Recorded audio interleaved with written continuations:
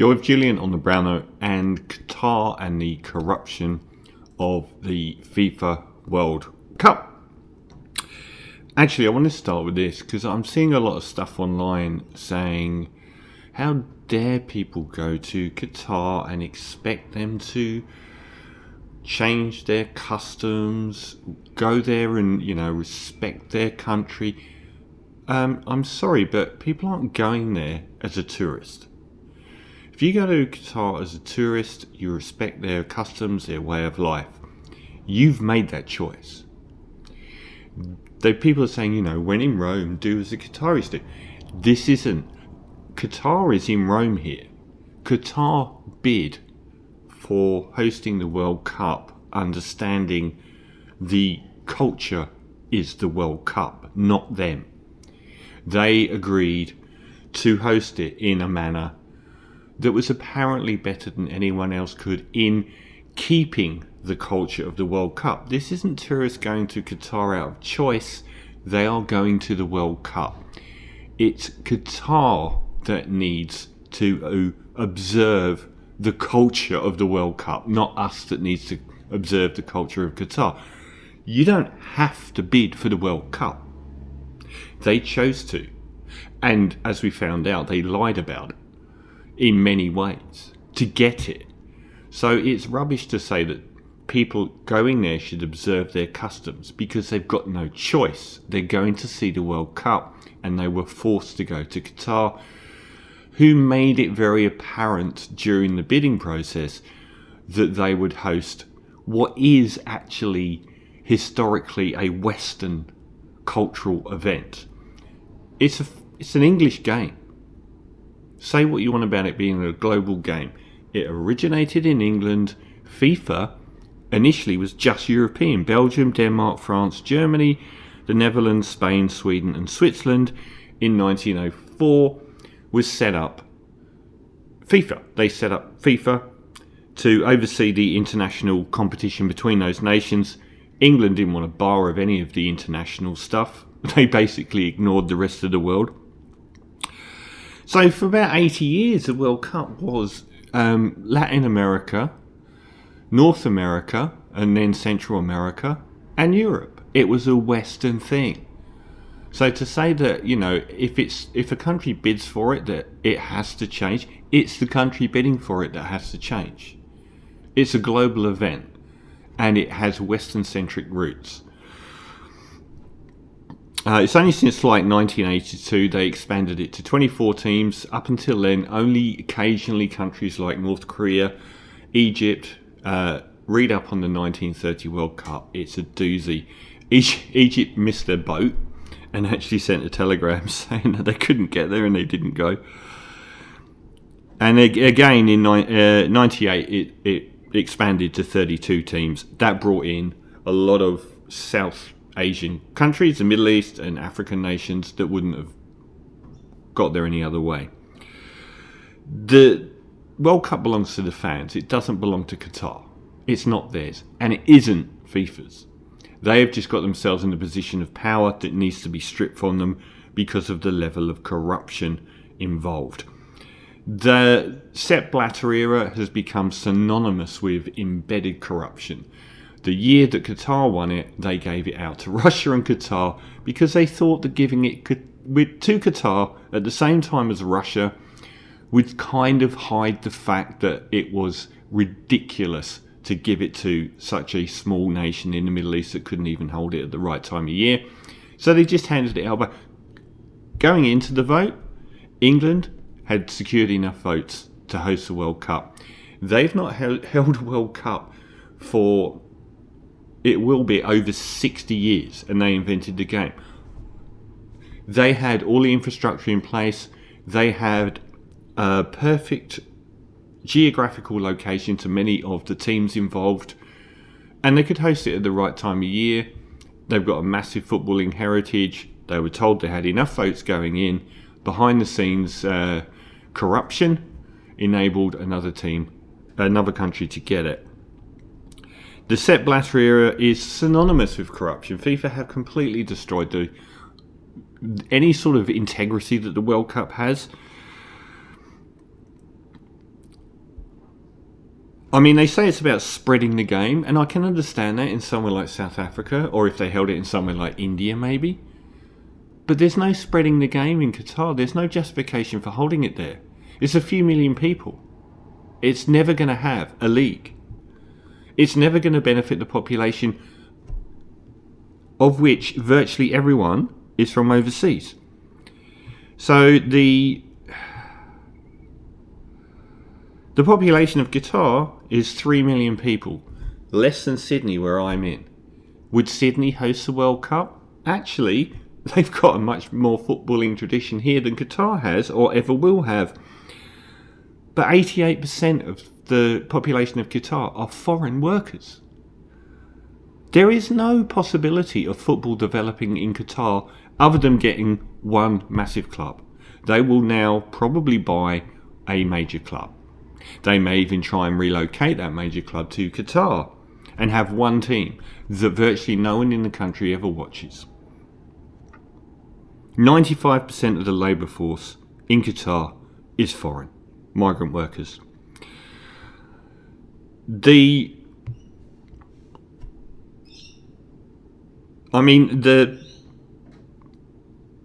expense of hosting it, overall infrastructure in Qatar, something like $200 to $300 billion.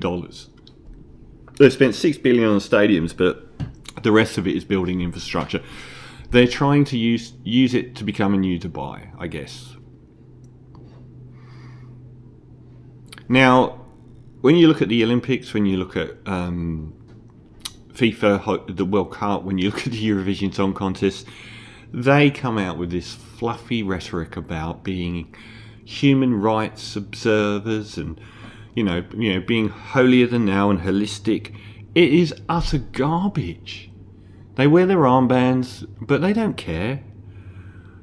They're holding it in Qatar, and we know about the something like 6,000 migrant workers died, not necessarily during the building of the infrastructure for the World Cup, but over that period. I think one body's come out and said around 500 died in the process. But it's the day-to-day treatment of these workers. Often they'll come into the country, have their passport taken off of them. We know about the gay rights, because that's the only rights that ever really get mentioned, because they're so safe. But what about women's rights? Women don't exactly have great rights in most Middle Eastern countries. They would seem to not be the fluffy, friendly face of FIFA. And where they host events, the idea of the sanctions against Russia when it comes to sport and everything else, when there have been so many countries that have been rightly or wrongly accused of human rights abuses that have won major, either the Olympics or the World Cup. You've got China, you've got Russia, and Russia had, in the space of a couple of years, the Winter Olympics and the World Cup. The Eurovision Song Contest is the most painfully woke of all of them, and they held their competition in Israel. When it comes down to it, the Western world is very comfortable talking about rainbow rights, not so much about Palestinian rights. So it's not promoting football at all. It's why did Qatar want it? Well, my opinion is this: Qatar, UAE, United Arab Emirates, and Saudi, they want to become big footballing powerhouses. They want to have one club in each of their capital cities to become part of this global football world. And I can see that being an impetus in this event. Qatar washing Qatar and them, stepping up to the plate. Manchester United has gone up for sale. Saudi have already bid. I expect Qatar to bid as well. They tried to promote this thing a few years ago called the European Super League. Now, it got shot down in flames in 10 minutes. It was a debacle. But what they wanted was to have 6 teams from the English Premiership: Real Madrid, Inter Milan, Barcelona, PSG, and these major clubs playing every week. Real play Liverpool every week. Barcelona play Manchester United every other week. They don't want leagues. They don't want leagues to happen in these respective countries. They want the biggest franchises to play each other. And my theory behind that whole debacle, which was shot down in flame as soon... See what happened is the Italian clubs and the Spanish clubs in the arms race of soccer have become some of the most in-debt sporting franchises on earth. Barcelona are completely bankrupt, probably $1 billion in debt. And the problem is that the leagues in Germany and Spain and France and Italy don't make enough revenue to fund the ridiculous wages of players paid by teams like Inter Milan, Real Madrid, Barcelona, because they don't have the depth of the Premiership and they don't have the television rights of the Premiership, so they don't have the revenue. So they wanted to create this Super League. But my theory is this: they wanted to then expand it globally. So in China, in Russia, in the Middle East, and probably at some point in America, you will have these billion-dollar franchise clubs. And they want to play all the time together. These clubs want to play the big European sides, club sides, like Real Madrid. And that was the end game, I think. And what would have happened is someone would have bought somewhere like Manchester City and relocated it. You don't think they relocate clubs? Have a look at what happens in America. They relocate franchises all the time. There was a lot of talk at that time about the difference between legacy fans and new fans. They don't care about the people in Manchester that support Manchester City. They care about the global audience.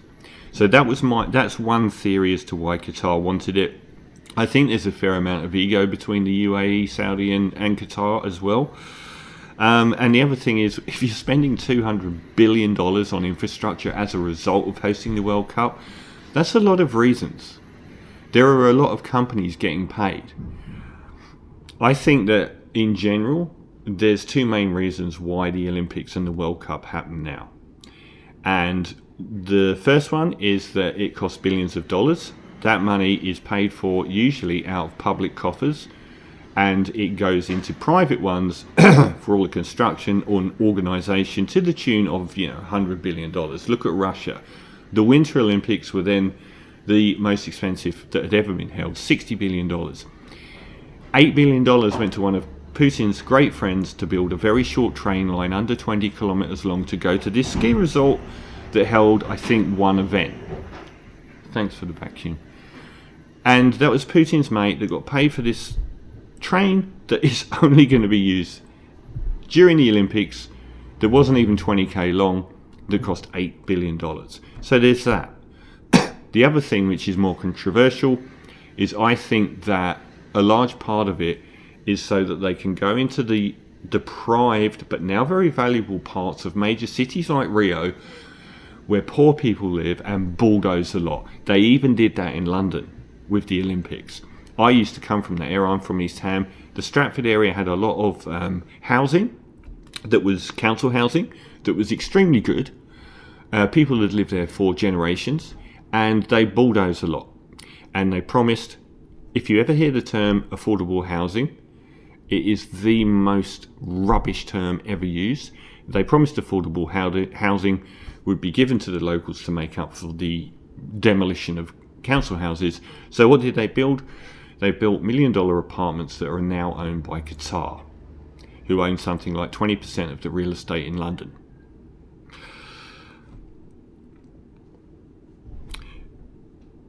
And if you think the European Super League is dead, the European countries that don't have big enough leagues but do have billion-dollar in debt clubs are still going on about it. The World Cup itself is not safe. You've got people like Arsene Wenger, the ex-Arsenal manager, who is trying to promote a shift in major competitions so that, say, the World Cup happens every 2 years and includes everyone. They will destroy it if they're left with it. I wonder sometimes if England will never win the World Cup because it's already got all the infrastructure in place. It doesn't need to build any football stadiums. So no one's getting the kickback. But FIFA has proven that its custodianship of the World Cup, and I'm not blaming Qatar for bidding for it, even though they bid for it corruptly. I'm pretty sure that everyone has been bidding for it corruptly. If that paradigm exists, it's like, you know, dodgy contracts, dodgy union contracts for concreting or building train lines or stuff like that. It's probably the only way to get it, but it should never have gone to Qatar. It benefits such a small amount of people. It benefits people that will never be that into football. And it has brought that, if you went into that, if Qatar were honest, not being able to host the event at the right time of year should have seen it taken off of them. If they were honest when they bid for it, they would never have got it. So they were obviously instructed to lie by everyone involved. So FIFA have proven themselves to be above pretty much all judgment. They had a clearing of house of people like Sepp Blatter. But who knows what they're going to do in the future. They don't look after the fans. I understand about taking the World Cup to places to promote football. South Africa was the best example I can think of. But when does rewarding the main bulk of historic football fans and countries come in by hosting the events in Europe and Latin America, which is getting further and further away from happening. Every now and again they might get it. We've just had Qatar and Russia, and who knows, I don't even know who's next. But FIFA have proven that basically if the European nations, and make no bones about it, the World Cup is not the highest level of world football. That is the European Championship. The standard of team in the European Championship wipes the floor with the standard of team in the World Cup. They just basically give it to much smaller football nations that would never qualify for the standard of the European Cup, can get into the World Cup quite easily because of their rounds of qualification are against teams that are nowhere near the standard of the European teams. But where is the benefit for the fans and the cup itself? It's a custodianship that FIFA have, and they failed. And I would love to see the European and Latin American nations go their own way, have their own competition, and sack FIFA off.